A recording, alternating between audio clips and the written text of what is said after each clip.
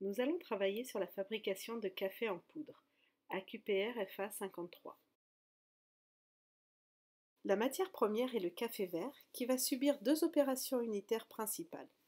La torréfaction qui permettra de développer les qualités organoleptiques du produit et le broyage qui permettra de réduire la taille des grains de café afin d'obtenir une poudre.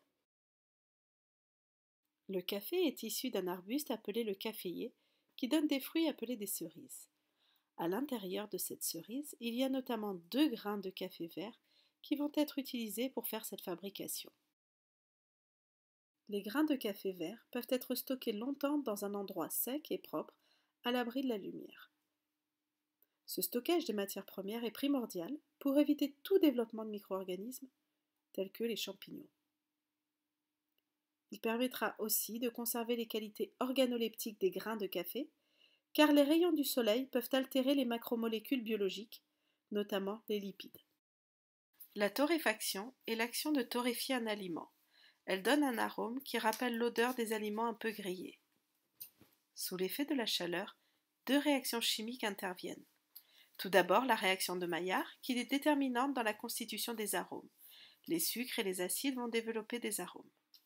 Il y a aussi la réaction de Strecker, intervenant dans le changement de pigmentation.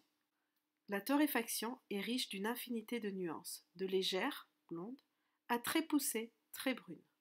La torréfaction est une opération unitaire qui se déroule sous l'action de la chaleur.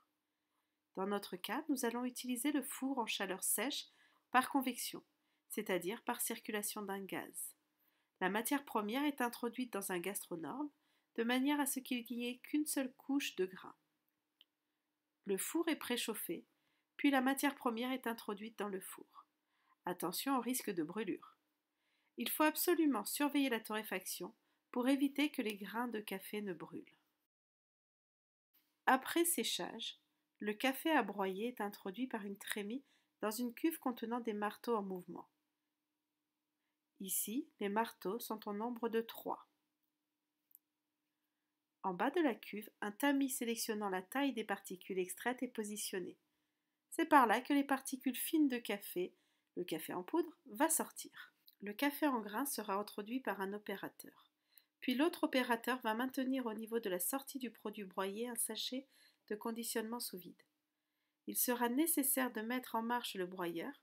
La récupération du café moulu est immédiate. Ensuite, le conditionnement sera réalisé sous vide et le produit sera étiqueté.